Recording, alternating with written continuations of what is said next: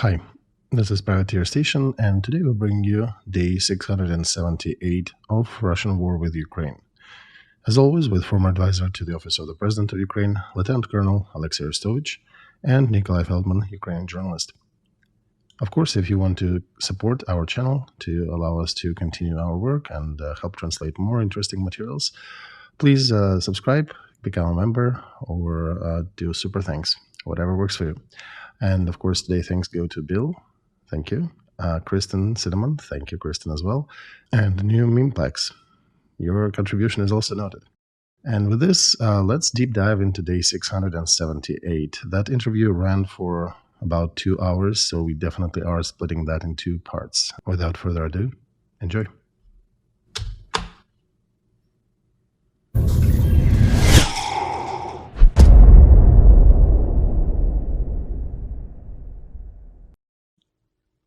Hello everybody, this is Project Alpha. My name is Nikolay Feldman. It is War Diary with Alexei Arestovych. Alexei, greetings. Hello. We're starting the first stream of 2024. Let's announce the fundraiser. And this is an urgent request, as I understand. 28th Brigade, the Intel on Bakhmut direction. They're gathering for a Mavic 3T drone. Am I correct? Yeah, exactly so. Okay, so please support if you can. Very important. With this, let's start with congratulations with New Year. Russia and Ukraine congratulated each other en masse. It started on the 29th of December with a massive hit on the territory of Ukraine. As a result, over 40 civilians were dead.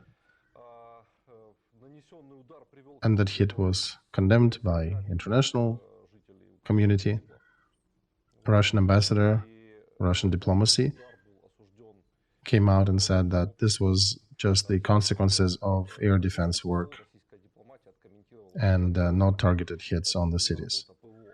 And after that, there was a targeted hit on Belgorod, on military installations in Belgorod on the Russian territory by Ukraine.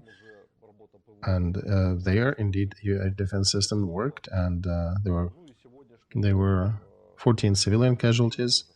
And today, on the 2nd of January, was also a massive hit on the territory of Ukraine, caused massive destruction of civilian infrastructure, and became a response to what Russia called a terrorist attack on Belgorod.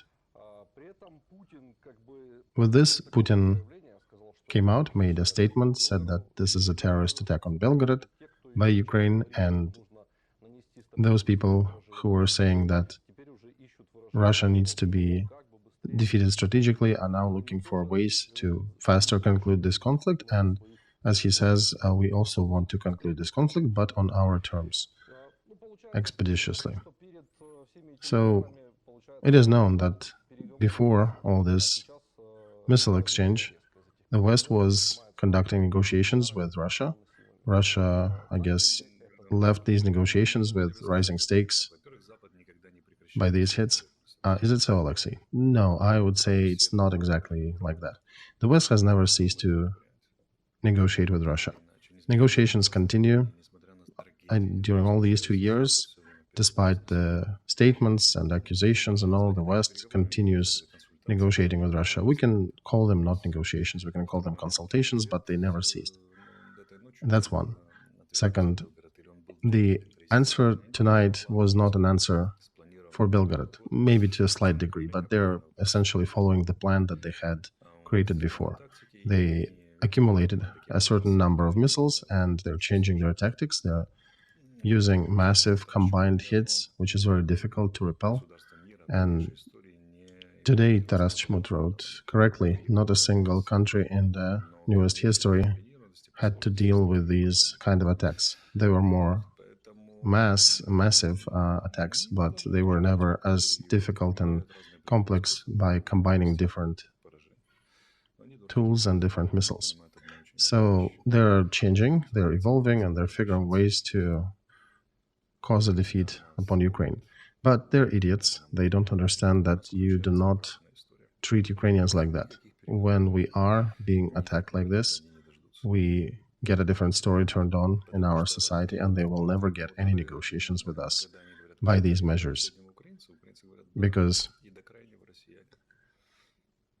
after these strikes, they're essentially coming out and saying, do you want to fight to the last Ukrainian?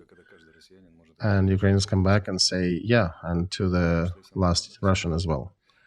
And the only thing is that every Russian can become that last Russian, including the very topmost Russian. So they essentially breed stubbornness in our nation. And then it will be interesting to see who will be more stubborn, because for their long will, Ukraine appears to have its own super weapon, a mad stubbornness. So we can see who will prevail. So let me clarify here, Alexei. You're saying that if Russia would not be making these hits, missile strikes, the negotiations would be more open? No, I'm addressing Putin's words. He is peddling this topic after the hits, and he thinks that these attacks, they actually conduce Ukrainians to start negotiating, that the theme of negotiations becomes more prevalent in Ukrainian society. But look at me, even I am changing my rhetoric, and I'm not talking about any negotiations at all now. We're just getting more stubborn. And what about the West? Well, nothing changed there, Nikolay. The West is still somewhat weak and irresponsible and not sure how to respond to things. Remember, we shot the third People's Reservist series when you were shooting me in the field, and I was saying that these people in the field have to fight against their own country and against Putin. And now we only have a third foe to fight against, is the weakness of the West. We were recording that 4 or 5 years ago, and now it's the winter of 24th. Nothing changed, right? And we're in a usual situation, so we know what to do. There was a publication in Spiegel, in that weekly gap that we had, which discussed the framework that these negotiations between the allies could have. The Prime Minister of Saxonia is suggesting Ukraine to temporarily refuse from the occupied territories to facilitate the ceasefire. And I'm quoting that perhaps Ukraine needs to acknowledge that occupied territories are temporarily unavailable. And Kretschmer also says that not a single square mile of Ukrainian territory became a Russian territory, but just unlike any other conflict, it's probably time to finally settle this conflict in a peaceful manner. And allies are needed to exert pressure on President of Russia, Vladimir Putin. So here Spiegel also prints the quote from Lavrov, the head of Russian Ministry of Foreign Affairs, who says that they, the West, want to finish in a quiet, to freeze the conflict, to continue arming Ukrainian regime and continue aggression against Russia. And they're saying that even when the war is over, the sanctions will not be lifted. And we need to use our heads to understand that. So whenever they will come and suggest anything, we'll have to evaluate those suggestions 10 times over to make sure they are meeting our demands and how negotiable are and how ready to negotiate are the Western colleagues. Well, Nikolay, these statements, they're talking, especially the Russian statements, they're talking from the standpoint that Ukrainians are already broken. But we're not. And we understand, though, that, of course, any war ends with big, full-scale negotiations. The ones that I actually talked about the collective security system in Europe, unless this war ends with a conditionless capitulation of one of the sides. So we'll see. But the question is about how you enter into these negotiations. They will never get these negotiations through defeat of Ukraine. And the format has changed. They understand that on the West. I was here talking to them and telling them exactly the same message. And although we're not playing for the territories of 91 in this round, most likely, but we're definitely not leaving in the format of broken will or broken Ukraine. The position of broken will with territories lost and agreeing to demands of the aggressor. So these negotiations are possible. They are possible in all European scale, probably touching upon all the collective system of securities in the West and perhaps globally in the world, but definitely not in the defeatist position for Ukraine. I would even say that Russia would have to, and these negotiations will likely occur when Russia will understand that there is no way for them to win in this war militarily. And I once again reiterate, there is no way for them to win militarily in this war. And, if it needs to be another year, it needs to be another year. They are in a relatively good shape right now due to a couple reasons. First of all, that the West is still sleeping, and we are also not the brightest. But they have not accounted for our fantastic stubbornness that is only growing. And these missile strikes, they help to foster it, they help to grow it. So, Alexei, perhaps Putin wants to get some grand finale maybe for March for his elections. What grand finale? Captured Avdiivka? Well, let's imagine they have taken it. So what? They captured a regional center with 10 or 30,000 dead Russian soldiers and hundreds of burnt vehicles.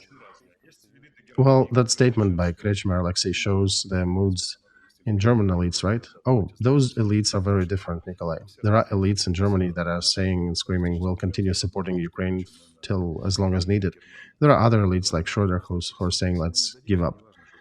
And they're all different. It's all about us. As long as we do not surrender, doesn't matter what the allies want and what Russians count on. Everything became very simplified again, just like in the March of 22. Our task is not to give up, just to stay and shoot. And their task is to get maximum. Then their task is to understand. They eventually will understand that Ukraine doesn't want to give up, doesn't want to surrender, and they cannot prevail, and then they'll start thinking. So why Russia, do you think, is expecting that sanctions will probably be lifted eventually? Because they're also acknowledging that in Russia, that over 90% of their oil products are being supplied to two Asian countries, India and China, and Vice Prime Minister Alexander Novak in Russia told to his internal Russian media.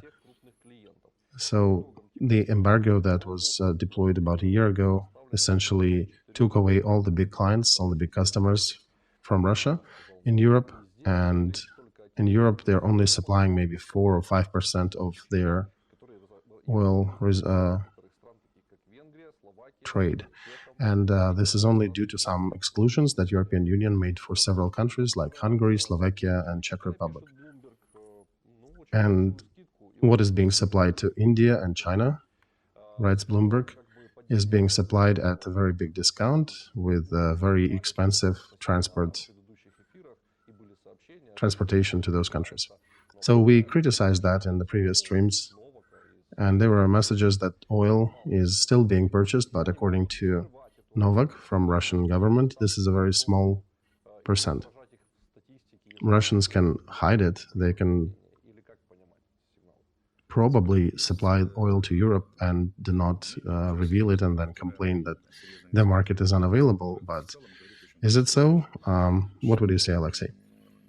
Well, there is a very serious opinion that's generally supported by experts. And that opinion is that Russian economy doesn't have too much of strength left in it. So eventually all these sanctions and barriers, they start to come together. And we can only comment on these statements. We are not experts in economy. I know there are others whom you can invite to the stream, but I would say here that our fantastic stubbornness will probably show whose economy can last longer. And our fantastic stubbornness also essentially helps us to go through this war with basically no economy. Our economy is gone for a year already, and we continue fighting. But can they do that? And can they keep the situation afloat when their economy collapses? They have not fought without economy yet. We've been doing that for quite a while in this war already, and we're still here. I want to say another thing, that if you look at the formal reports on export and import, for which you don't need to be an economist to understand, but you can look at these numbers and you can see that there's definitely a drop. But it is not critical. The geostrategic geopolitical currency is also represented in technologies. So some of these sanctions, they actually preclude Russia from getting new technologies and preserve the existing technologies. Russia is very concerned with development technologies, and one of the most painful sanctions for them were the sanctions related to new technologies for oil mining in oil extraction in the very difficult regions of the Northern Pole. And that essentially cuts off their branches for development. So some sanctions are hitting into their future. And we know that sanctions are not too effective. I think I sent you a picture where only 14% in Russian missile are made in Russia, and majority of the tasks are just general weapons, not only missiles. Over 2,000 are manufactured in the United States, and others manufactured in other countries. Only 14%, only 14 parts are Russian. So if they want to win over the West, they need to always come back to that diagram and understand how much they're actually dependent, and critical technologies are dependent on the position of the Western allies. They're talking about secondary sanctions and etc. But since they're aiming at breaking the system of world trade and changing rules there, they're not ready for that. But for allies, yes, it is important to continue hitting into the pain points of Russian military complex, and that will preclude it from continuing to build old technology or developing new. Because when you look at Kinjal, at the Dagger ultrasonic missile, it has over 70 parts from the United States. This is a bad picture, right? And I don't know, maybe they're making money in America by supplying some parts to Russians and then using air defense systems to shoot it down. But on the level of the basic analysis, this is a silly proposition. So what I wanted to say is that 2023 revealed a very strong trend that with those 4 strategic decisions that Putin took after the first phase of the war, with all the serious changes that Russia managed to implement in using their troops on the battlefront, the level on the front definitely grew and altered. And with overall defeat of diplomacy and the sanctions regime, which is not strong enough, with all the quantum entanglement of the West and the weakness and not ability to even recognize the problem at its full scale, and with all the mistakes that our Ukrainian society is making and Ukrainian leadership as well, Russian Federation under Vladimir Putin does not have a capability to, let's put it this way, to achieve victories in this war worthy of its pathos rhetoric. When you've done 2 operations of the operative level, captured some huge territories and big cities, then yeah, it's probably worth of screaming and celebrating for them. But when you've wasted half a year, spent tens of thousands of soldiers, figured out that Ukraine is making mistakes and the West is weak, and you're taking Avdiivka for what, the 3rd, 4th month in a row, losing a lot of people, you need to be a little more modest. Perhaps tone it down a bit, right? Take the Koksahim factory near Avdiivka, get rid of Ukrainian air defense in that area, and then maybe you can start talking about ending this war on some conditions, because for now it's really try to even wage this war, try to continue. So this war, as once they said about the war with Turkish Empire by the Russian Empire, it was called the war of one-legged with one-armed, and this war is very much alike. They are incapable on Russian side to conduct any single solid operation of the operative level, and Russian governmental machine cannot afford itself to be so dramatic. You need to be more modest. You need to actually say that, yeah, you're capturing from regional center to another regional center, at best, if everything is in your favor. Because us in Ukraine, despite of all of our mistakes, despite of the lack of artillery shells, there is some bare minimum that allows us to hold our defense. And we likely will have it even in 24, despite the fact that this year will be rather difficult. So I would say they need to tune it down significantly on the Russian side. And we just need to be more stubborn. And I think we'll continue standing. So in our previous stream, there was a different framework related to the West that was caught with their pants down.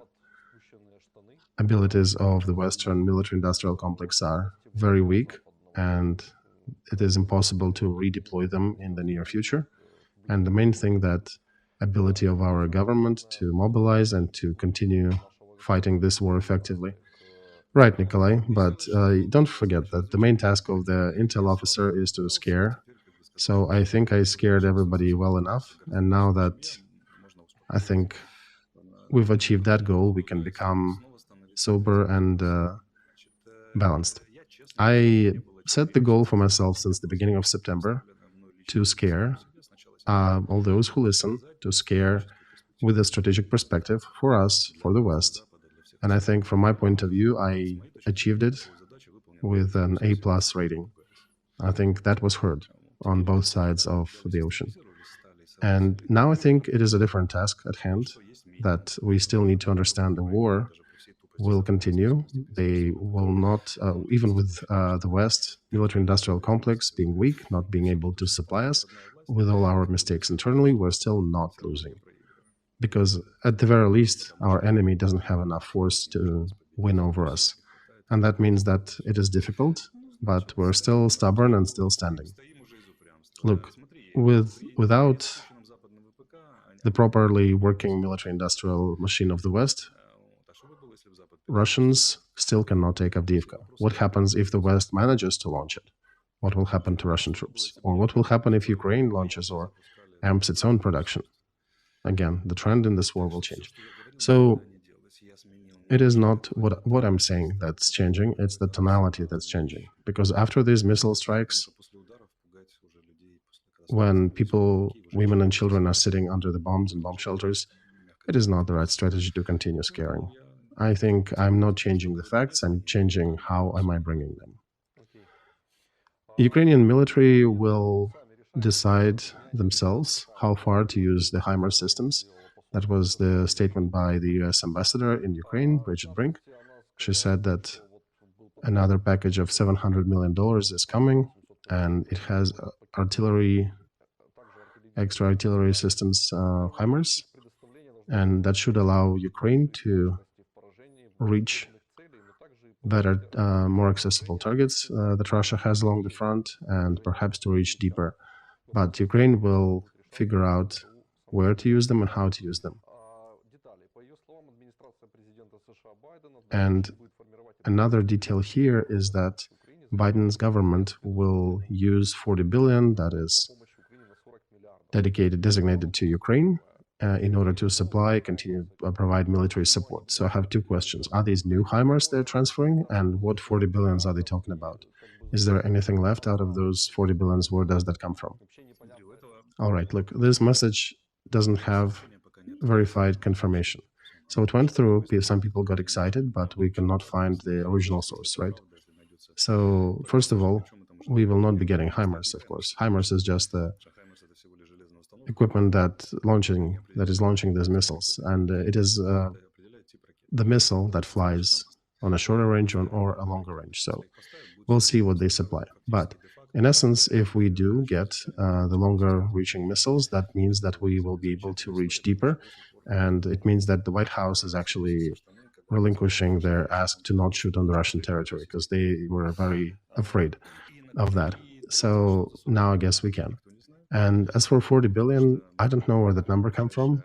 Nobody does, because the nearest number that is being expected is 60 billion if it is being voted in end of January, beginning of February. So we still don't know if that'll come. And it's interesting, speaking of verification, we're quoting the news from Ukrainian Truth, which was Ukrainian Pravda, which was in 1757. That was referencing briefing by Bridget Brink. But the link to that briefing is taking to the deleted page on Facebook with that Ukraine Pravda. So yeah, perhaps they have not re-verified everything, and I guess they are still verifying certain things. Maybe they were too happy to see that news before the new year. So let's discuss that if it gets more confirmation, right? Okay, I support you, Alexei, on this. In any case, the question is still standing. I heard that in this week that passed since our previous stream, that White House still has money in the framework of some support package that was not fully used, that there was some money designated for Ukraine, not just that they have some cash left. And as if they have another $5 billion that they can stretch for a certain time. Do you have any commentary on that? What White House can help Ukraine with? Nikolay, White House has a ton of different capabilities. $5 billion is just a smoke, right? It's like, give me a cigarette. Even $50 billion is change for them. Even on the if you look at the warehouses, they have a ton of equipment that they could transfer to Ukraine and that could be transferred to Ukraine by a decision of a president, including new land-lease program, if that is established. But the problem is not in that. The problem is that they still cannot figure out, are they smart or are they pretty? And Biden has been a senator maybe for too long. He's, in my opinion, still thinking as a senator. So it's not the White House making decision. He is following the usual Congress route, and he's refusing to take personal responsibility for that action. He wants the Congress to vote for support. President of the United States, by the way, has Marine Corps reporting to him directly, so he can use them as he wishes. And he has also access to all the military reserves that he can choose. He can choose what to supply to Ukraine, and he can always make that decision. But he wants a procedural win in Congress, and what can I say about that? This is their internal worry, the wall with Mexico. In my opinion, that's a bit ridiculous when their threat to their security is 12,000 Mexicans getting ready to cross their border, so they need to build a wall there. So, yeah, United States are feeling a strategic threat from Mexico, and that people would not be concerned about what the United States is going to do now, right? Mexicans are scary. In the meantime, there were 100 attacks on American bases in the Middle East, and there was not a single retaliation to that. Yeah, Lindsey Graham is criticizing that. Oh, indeed, yeah, they're afraid to start, I guess, another war. So, yeah, my question is, over 200 years of American history, when was the other time when you could shoot an American military without any repercussions, besides today? So Lindsey Graham, he visited Ukraine. He talked about elections. He is not an isolationist. He is a Republican. And how much people like Lindsey Graham affect the Republican Party? Nikolay, he's a very serious person. He's such a new... what was the name of that senator who was a pilot who was captured in Vietnam? McCain, right, McCain. So I would say that Lindsey could be called new McCain. He's also an ex-pilot as well. And he has one important feature. He is in very good relations with Democrats. And he's being respected on both sides of the aisle, which is a rare thing in American Congress, that have respect of their own party and the opposite party. So he's one of the serious pillars there, and he also warned back in September, I'll, by the way, show a picture from his cabinet, that, guys, it will not be easy, get ready. That this is a very difficult story that they're working with in the United States in regards to help Ukraine. When he was asked directly about it, about aid to Ukraine, he said this question is very problematic already in September. So he's showing from his side some respect to Biden. That direct quote from Lindsey Graham from Fox News. This is the cabinet of Lindsey Graham. From that picture, one can conclude that you have visited this cabinet, right? Yeah, somewhat. How long ago? That was September. All right. So from this quote in Fox News, he's saying that Chief of Pentagon and Biden are letting us down in regards to defending our soldiers and our bases. I admire Biden and his military administration and Pentagon overall, but they're definitely weak in regards to supporting our soldiers. This is irony. This actually, he's very ironic when he talks about appreciation to Biden and Pentagon. When you talk to American specialists in special services and military, they are raging. They're enraged because this is the first time since forever that Americans cannot retaliate for direct attack on their bases. But their foreign politics is at the lowest point, indeed. And you know, you need to realize when the movie of Andrei Derkach, when that supposedly to a movie that he released, was going to release, will be affecting the Biden election campaign. So when in American politics, the statement by a verified officer of Russian military intelligence, it says something about American politics, because Derkach is a verified officer of Russian military intel. Also, by the way, a congressman of Ukraine, an ex-congressman of Ukraine. So that tells a lot about American politics, right? When you, that one that says you F down to the level of mice. So this is what's happening with American politics today, is that they internally, with all the bickering between themselves, they pick everything they can, and they do not fret to even bring such factors as Derkach with his movies, and some of them turn to Chinese, others turn to Russians, and they are becoming very not picky in what to use against their enemies, against their internal foes. Well, Derkach is a sanctioned figure, right? By United States, they sanctioned him. Oh yeah, but they still rely on his video. And you're saying that the Trump supporters, they actually peddling his movie? Oh yeah, they're very serious about it. And this movie about Biden's corruption that he is releasing is actually finding a lot of attention, because Biden's support is at its lowest in the United States. Obviously, we know why. Person who can't even defend his own soldiers, right? That's a sentence. Biden, after the first attack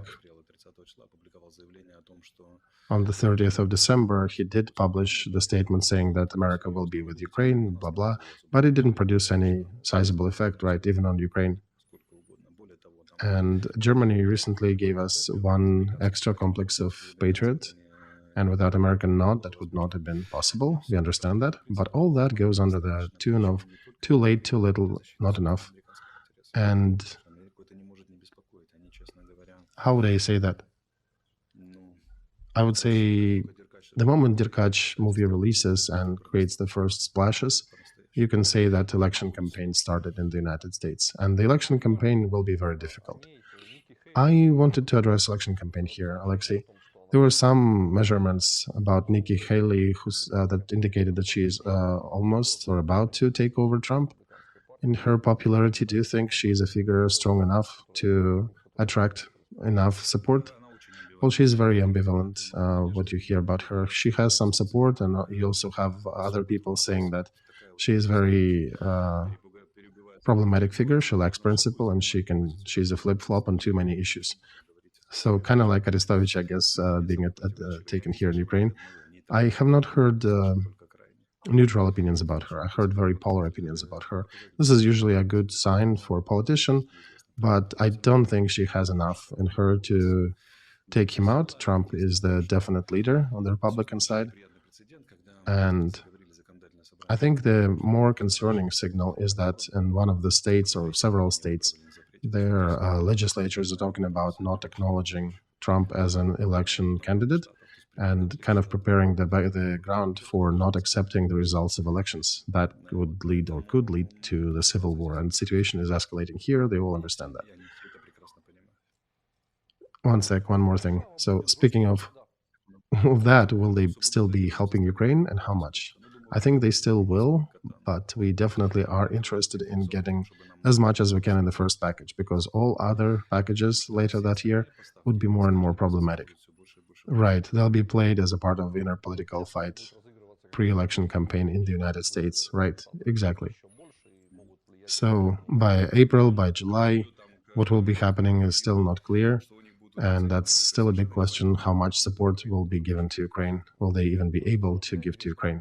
And this is not us affecting them. This is United States internal trajectory that led them to a fantastic point when statements by an officer and an agent of Russian military intel, who is sanctioned by the United States, somehow affect or significantly affect their inner politics. This is what United States had done to themselves. They're guilty in front of themselves. Okay, another news, there was a missile that flew into the territory of Poland, and it caused a bunch of whispers about the fifth article of NATO. Warsaw will be reacting more sternly to Russian violations of its airspace. That was the statement by the Vice Minister of Foreign Affairs, Bartoszewski, Teofil Bartoszewski, and Ministry of Foreign Affairs of Poland demanded Moscow to cease testing Polish defense systems, as he is being quoted by Politico Portal. And according to him, Warsaw is not going to take further steps related to that incident, but in the future, their reaction will be more stern. So that stop testing our defense capabilities and will become more stern. What the heck is it, Alexei? Yeah, look. Personally, in the new Polish government, I have a lot of good friends. And in the new coalition that has won. And generally, I do respect and love Poland despite of all our nuance of relations that we have between us. But I would like to clarify from Polish Minister of Foreign Affairs and our friends, what does it mean to react more sternly in this case? How is that? What is it? The headlines will come with some sterner font, or their faces will be more grim when they'll be discussing another Russian missile violating the airspace of Poland, which, according to law, international law, is an act of aggression. Even Romanians, they put their air defense systems into an active service mode, and they warned that they'll be shooting everything down that flies from Russian territory. So, okay, let's wait what Poland does about that. This is, I think, a third Russian missile that violated their airspace, if we don't count for erroneous Ukrainian ones. So I guess we can drink to more sternness coming from Warsaw, right? I have a little bit of tea to your water. So that missile flew over about 40 kilometers of Polish territory. And 40 kilometers, a Russian crab flying over your head could do a lot of damage if it does, right? Well, yeah, it could do even in half a yard if it falls on the border guard. But I still would like to understand, what does it mean, a more stern, right? Some Polish experts perhaps could chime in. I think after our stream, I'll use some of your connections and we'll try to reach out and ask those questions. Right, because you know these people as well. Perhaps they can comment or wink and nod in this direction. What should we count upon in the future? Not even in the future for us, I would say. What do Poles have to rely on in the future? Yeah, I think we in Ukraine already are fighting, resisting that. It's curious to see what Poland is capable of. All right, next one. Our neighbor Turkey confirmed that they're not letting the minesweepers into the Black Sea, according to the Montreux Convention, that those two vessels were granted to Ukraine by Great Britain. Back in 21, Britain agreed with Ukraine that these minesweepers would be repaired. Their crews were trained already in Britain. So that news, do you think it reiterates once again that this system that appeared after the Second World War is so not working that Turkey is now falling back on the Montreux Agreement that was, I think, signed in 1936? Well, with all the class of game that modern government of Turkey, leadership of Turkey is demonstrating, they still have not made a decision. Are they going to the left or are they going to the right? Because if you simplify that, they're either going to the left or they're going to the right with their neighbors. They go to the Mediterranean Sea or they go to the other direction, because Mediterranean, that's a collision course with Israel for gas and other resources that are found on the shelf there, and maybe Egypt and Greece. And this is special relations with that transport corridor that is being built instead of the Silk Road from India through Israel and Greece and Saudi Arabia. And there'll be problems with islands and many more things. And there are Muslims living to the east of Turkey and to the west of Turkey, so they need to define which leadership is more important for them. Since they're trying to keep balance, and as the gatekeepers of that passage, they said we'll be equidistant. And I think Putin just warned them about the consequences. I don't know which ones are there. That obvious that Russia is not going to fight Turkey at this point, but perhaps specific preferences that Turkey is getting by positioning itself in a certain way towards sanctions when they get gas and oil at certain price. Perhaps they were warned that these price tags will change if they let the minesweepers in. And I'm still amazed at what the world politics has come to, because it's not even two tankers with tanks. It's not two aircraft carriers. It's two minesweepers that are supposed to sweep the route for the grain deal vessels, where Turkey is one of the guarantors, and they're not letting them in. Then one can ask a question of Turkey, then who will be minesweeping? Do you want you to sweep the mines yourself? Right. Do they want the minesweepers as their own assets? Oh, they have those. But yeah, one should ask a question. If you're not letting the minesweepers in, then perhaps you should be sweeping these mines. My question is what our Minister of Foreign Affairs will say about that, because regardless of that, what the other side say, it's interesting to hear what do we say. Dmitry Kuleba, with all my respect to him, perhaps that was torn out of the context recently, but recently he was telling us how he was allowed at the table of representatives of great NATO countries, and I hope it was torn out of the context the way it was presented, because that was a rather shocking statement, because if it is so, he doesn't understand where he's how he's representing Ukraine in this light, as one of three people who can represent Ukraine externally. I would not be surprised if I would be allowed to sit amidst the representatives of great nations, right? I actually would want to sit where I want to sit and not to wait till I'll be invited or allowed to. Yeah. Anyway, this is... let's wait for our Minister of Foreign Affairs to come out with a statement about the issue, whether Turkey would allow us to get the military equipment that's already granted to Ukraine. Turkey's position is clear, and it actually is rather legal, because they have a right to not let military equipment through the strait. But one can ask a question.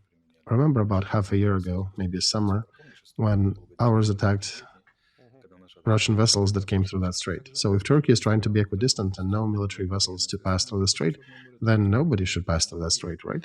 Because they did allow some Russian vessels through before. And our Minister of Foreign Affairs does need to come back at Turkey and say why Russian military vessels can go through and ours cannot. So those countries that tried to be equidistant before, right, like Norway, there was working prohibition to supply arms to the countries where the active war is going. Norway actually opened up this law, made an exclusion for Ukraine, which became an object of Russian aggression, and allowed to sell directly to Ukraine and to Ukrainian Ministry of Defense its arms.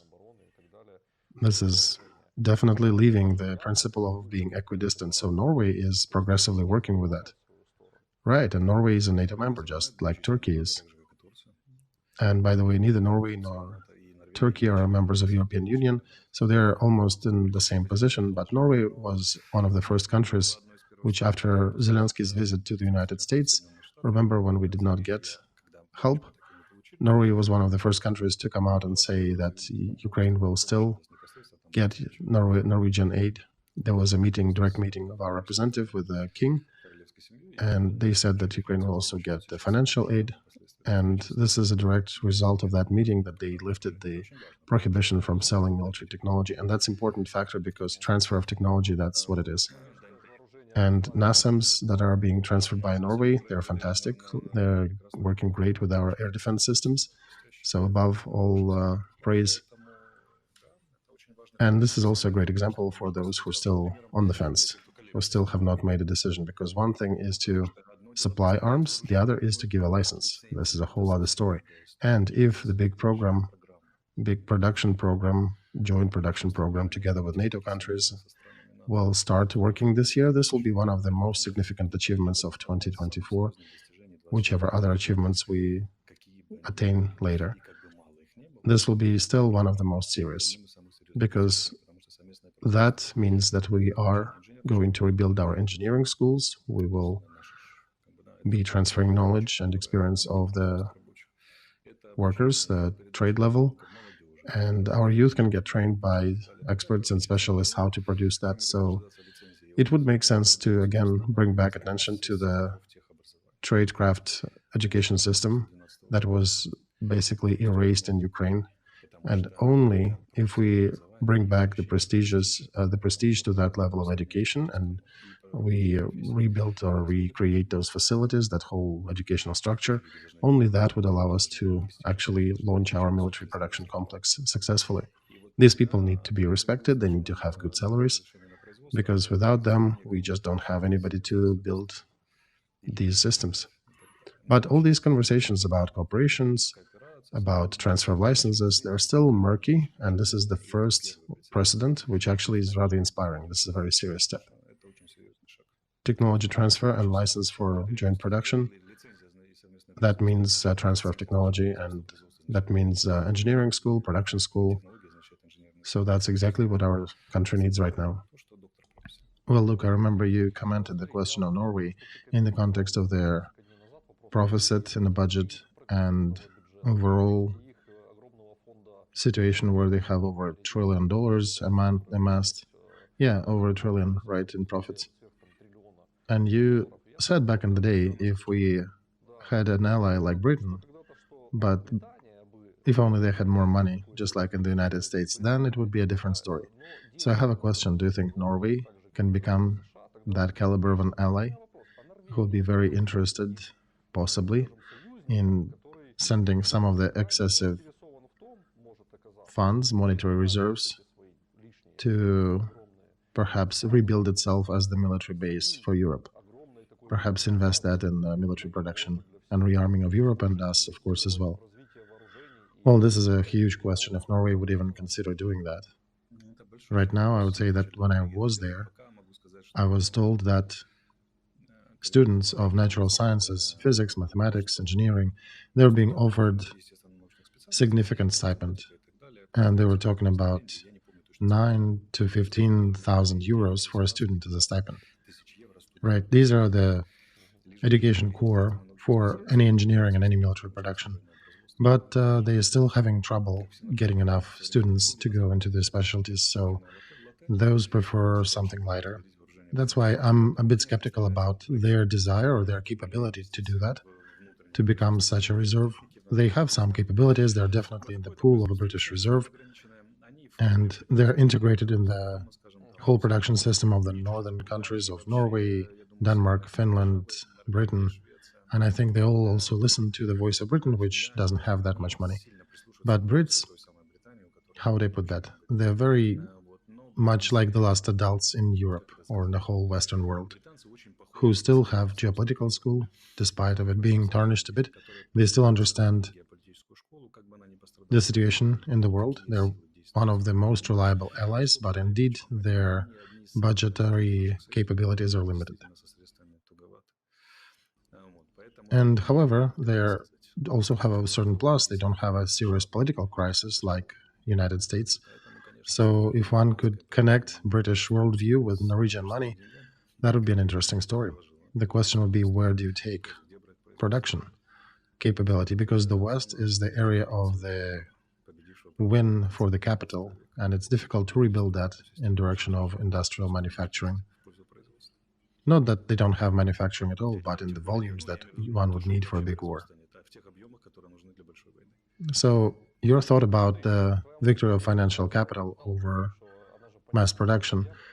There was news, for example, that if Hungary again would block those 50 billion euros that European Union has dedicated to Ukraine, the European Union has Plan B. They can organize some borrowing on the markets of financial capital in the amount of 20 billion euros. So I have a question. If you do not invest, you do not rebuild your military industrial complex and real sectors of economy, what European market of capital can think about by lending $20 billion? So, yeah, these are just financial instruments. They're all designed to bring profit as a regard of financial mechanism and speculation. It's not about production. What I would bring here again, when Greece had a financial turmoil, how much money and how quickly did they get it? Oh, they got a ton. Exactly. I would also remind our listeners that Germany, about half a year ago, they ran out of some aid to somebody. Just Germany itself dedicated $60 billion. So money is always a political question. This is not, when you hear them complaining that their budgets are not tightening, that they don't have enough funds for that, this is all politics. And all aid that we're getting, this is a result of compromise between different polar forces in Europe. The ones who want to do business with Putin as usual, and the other ones who understand the threat he imposes on the whole world. And we don't need that much to stabilize macroeconomically our hryvnia. We need shells more, we need military equipment more, because you cannot load money in a gun, you cannot shoot with money. But the main thing is that they also need shells, right? Because even though Putin will probably not attack Europe after us, even though some of the intel services of the Western countries, several countries, already discussing that scenario, and he will continue working with the urban model, like we discussed here, that he'll be just purchasing countries. But, dear European and American friends, when you have a lot of shells, the cost to buy you is better. It's more profitable for you, it's more advantageous for you, because when you're weak versus when you're well armed, in the first case, when you're well armed, it's a purchase with respect. In the second case, when you're ill armed and unprepared, it's a purchase with disdain. So give it a thought. But for now, as we said, the biggest German powder and explosives factory is now being bullied by the local municipal authorities that want to push them out of the area where they're currently located. And the factory is trying to expand the production. The chancellor said that Germany needs to be strong. Municipalities throwing sticks in their cogwheels and saying, no, we need a park and we need bicycle routes nearby. We don't care about the security of Europe. Pumpkin latte, right? And places to walk the dogs prevail. That's your modern West. The president of Ukraine, Zelensky, Vladimir Alexandrovich, gave an interview to The Economist. This is a publication that introduced certain corrections into the inner politics of Ukraine. We remember they published Zaluzhny article there. They also had another publication about how bad and horrible are relations between president and commander-in-chief. So president also gave an interview to that. Look, Nikolay, the main spokes thing for Ukraine leadership is not even Arestovych, who is not in office anymore, is not Podolyak, who is fiercely fighting for the interests of the country.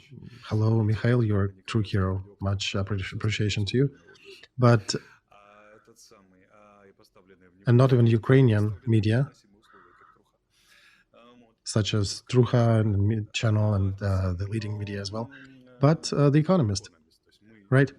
We hear the conversations between our president and commander-in-chief from The Economist. This is a platform, definitely. I have some journalists whom I know there, and I should probably congratulate the journalists in The Economist that now they are the spokes tool for the office of the president. It is not Podolyak, it is not Arestovych, it is not anybody else. It is The Economist. It would be funny if, yeah, they should probably put the plaque "The Economist" on the chest and record a few videos and say this is the office of the president with of Ukraine. Put some Ukrainian insignia. They actually have some people who speak Ukrainian there, so they can just probably become the newscast for Ukraine and tell us what's happening, what to await in 2024, and what is unfolding. Because the first to know about that is not the people of Ukraine or journalists of Ukraine, but the magazine Economist. So they should probably capitalize on this position. Sorry for interrupting you. I just couldn't hold it. It's a great commentary. It's a British magazine, right? So I guess we are in the logic of British politics, the main ally of Ukraine. We're commenting on this important interview that Zelensky gave to them. And it is important because President had stated several theses and The Economist published them. So I would concentrate our attention on mobilization, first of all, because we could talk about that at length in the context of inner politics, because it was the main topic for the whole week and the whole country was shaken. So what did Vladimir Alexandrovich say? He said roughly the following: mobilization of the Ukrainian society and the world that was present at the beginning of war is gone, it's no more, and it needs to change. The polling in Ukraine shows that lowering the drafting age from 27 to a lower age is not popular, but we still insist that we don't have an alternative, and mobilization is not only about sending troops to the front, it's about everyone. It's mobilization of all the efforts and the only way to defend our country and to deoccupy our lands. Let's be honest here, says President. We have switched to the inner politics, and this is a choice that Ukrainians need to make. If we continue concentrating on the inner politics, we need to announce elections, change the law, change constitution, but then if you're concentrating on inner politics instead of mobilization, then you can forget about the occupation. So do you think this is related somehow, the election question with mobilization and the occupation? And we've seen the results of 23. We can kind of draw conclusions of what unfolded in 2023. And you also were present at the president's office. I remember your interview from April of 22, when Russian troops withdrew from Kiev. You said that very soon the fear will pass inside the government structures, and very soon everything comes back to pre-war conditions, to all the squabble, schemas, and discussion matters. Who became the driver for turning Ukrainians towards the inner politics? Do you think perhaps it was the presidential office? What do you think? Oh, I think Arestovych is the one to blame for everything. When he said, walking with Gordon in Kiev, when he said that he is going to run for president, that's when the whole thing started. And I think sooner or later that the fail of counteroffensive is also related to the same trend. So basically what President is indicating at, while you were busy with inner politics, we failed to do the counteroffensive because of that. I can only, emphasize on that. Imagine the front line, and there are artillery shooting at Russian tanks, and one guy telling another, hey, change the caliber, change the aiming, don't hit them because inner politics. And then the soldiers are also, yeah, we won't be really attacking that grove, don't shoot much, don't attack much, because inner politics. And everybody, so why is counteroffensive failing? Oh, because inner politics, right? Because that's the thing, that damned inner politics, it destroyed the mood. If there was no inner politics, we would have been attacking and we would be drinking tea in Yalta as we were promised. It's all inner politics, right? And it disrupted the ability of Ukraine to fight, and our military production is also not growing. I don't know, maybe it is growing because of inner politics. The production workers cannot work the shells, their arms just don't lift because he's too busy thinking about inner politics. I can only be glad that our air defense systems are not inner politics oriented. They're the only ones who did not get interested in inner politics, and they're still working on defending our skies. That whole story, it's probably a different thing here. We have been told today that the mobilization law will probably not be adopted in the way it was designed. I guess they got the polling results, they saw the reaction of people, and decided that it's not going to fly well. Otherwise, it'll be a lot of grief. And the human rights ombudsman, Dmitry Obunets, and the other legal expert champion said the way the law is written is going against constitution, especially about limiting people's rights, about using their vehicles, limiting their rights to drive vehicles, limiting their right to use their earned money, that this will not be legally feasible. And it will end probably with people court-martialing the powers after that. So we'll see how they will adjust the law and what will be the result of it. And then we can ask a question. Was it inner politics? Or was it the matter of elections? Because the matter of elections is also inner politics, but not all inner politics is about elections. It is about different aspects of the government and idiotic initiatives that it presents. For example, the program of adding income, which basically can be also translated as the national program of murder and suicide of the economy. Is it also related to elections, or is it still inner politics? Alexei, in my humble opinion, all story with mobilization and the law about that, about however it was called, the betterment of mobilization, as it was named. I think it is about the trust. And they actually concocted this story, threw it at Zaluzhny, and to his honor, he came out of this press conference really well. I also want to say here that he was not warned about that. He was told 2 hours before this press conference, and he came basically without any preparation and worked to an A+. He was fantastic. So yeah, I guess they were betting that he might comment that incorrectly and perhaps become the target of it. But it actually turned out to be different. He essentially kicked it back. And the problem is that that panic still remains, and it was somewhat created on purpose to basically break the trust. And I think it's still inner politics related heavily, right? You cannot pretend it isn't. Right, there were several very not pretty moments when they tried to pin it on Zaluzhny, when Article 11 says mobilization is completely in purview of president, then cabinet of ministers, then minister of defense, and very little is specifically on the military shoulders. Then the topic of elections, tell me, started by some damned renegades, and the topic of specific trust to Zaluzhny and specific relation of Zaluzhny with the president that resulted in this conference. So was that also just another political squabble, or did the team of those 5-6 men that Zelensky talked about them, were them who were organizing that? You know what was mostly funny for me? When Zelensky said he has 5 or 6 people, so that 6th person, he is sometimes in, sometimes out, or sometimes he is effective, sometimes not, or he is in the team and then not in the team. Oh yeah, probably it just means that it's a lot of them, and it's hard for him to calculate. Right, what about 167 general positions that are appointed by presidential decree? And with military times, it's probably 3 times that. Is it also part of the team, or they're just the fan club walking nearby? Rhetoric question, of course. But there were strong sides in this statement. One is that president generally is not giving up. That's no irony here.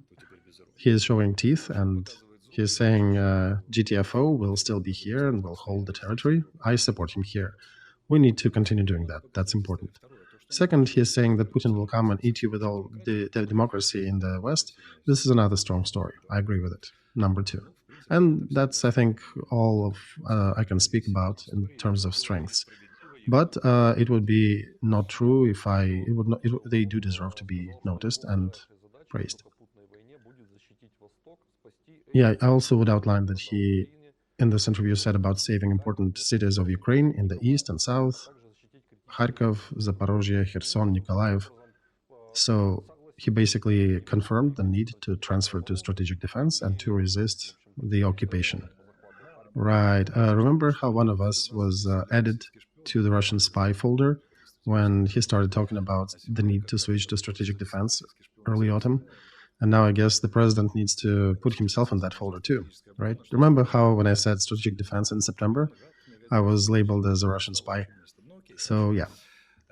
But here I would say, as the character of one of the movies,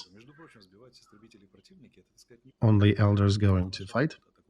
So he also mentioned, by the way, that he will be isolating Crimea, right? I would say that this is not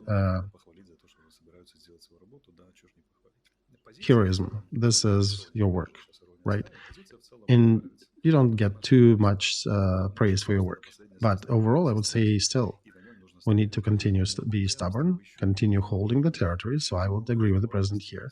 But it would be fantastic if we added a bit more skill and a bit more finesse to the way we do politics and find a way to diminish the corruption. For us to find ourselves in good position, if not in a winning, ultimately superb position, we need to grow by probably 15-20% more efficacy. And it's relatively easy to do. And it's not even about doing something, it's just about stopping some idiocy. But I'm afraid they can't. They continue doing stupid mistakes and they take away from our efficacy. We will stand even with that, but our price for standing will be higher for all these inefficiencies. And it would be nice if he actually paid more attention to that. It would be more useful for the country, I think. I think the inability of power to switch to an honest conversation with people, with honest words, just like you and I are talking, when I was talking from the name of the power, just come out without any pathos, without any actorship, without the wish and attempt to move the eyes from one thing and bring something else in the limelight. Just talk, just discuss what is. They don't understand what Ukrainians are. Ukrainians are the ones who need to be respected. They will forgive a victim, they will forgive a lot of things, but they will not forgive when you're not honest with them. So you just need to come out and explain that indeed, yeah, we're making these dumb mistakes and these dumb mistakes, and this was wrong, but this is as well as we can do, and we need all your support. And dear friends, yeah, we'll continue making mistakes, but we need to continue working and standing. It would be nice if one of them would come out and also demonstrate with their own example how good they are. Like some of the leadership would come and say that my children are on the front, or my relatives are on the front, or in the military production. But it all kind of looks like the war for the poor. And that initiative, which is now being attacked by a lot of smart people, that you can actually buy yourself a place outside the war if you're contributing enough money to the economy, that once again shows that they did not do the proper economic analysis with the society and political analysis with the society. Because one would say they need to gather with the whole office, do the right measurements in the army, in the society. Why? Back then, people were ready to mobilize, and today they're not ready to do that. And the law of mobilization need to be corrected in one way to enhance certain measures and to diminish some others. And this is just a simple technical action. You don't need to be Napoleon, Lenin, Stalin, Mao Zedong, Roosevelt, and Churchill. It is the basic action. So if that aids and this hinders, so you diminish what hinders and you increase what aids. But they're incapable of doing that still, because if they were serious about studying the reasons why people do not want to mobilize or want to flee from mobilization, negative and positive motivation, they would probably discover that money is not the main driver, important, but not the most important.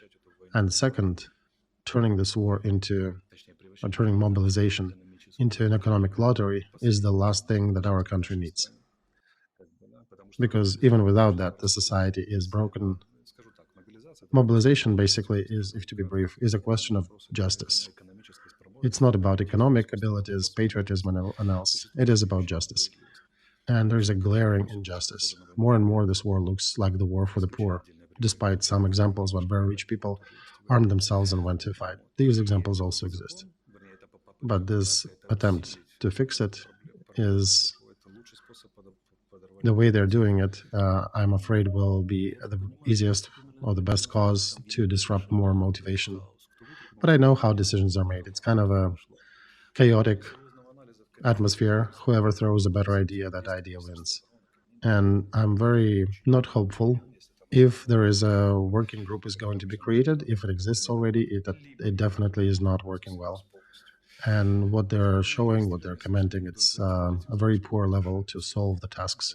And going back to the perspectives for the 2024, we will be fighting with external enemy, with poor allies and their slow support, and with mistakes of our own leadership.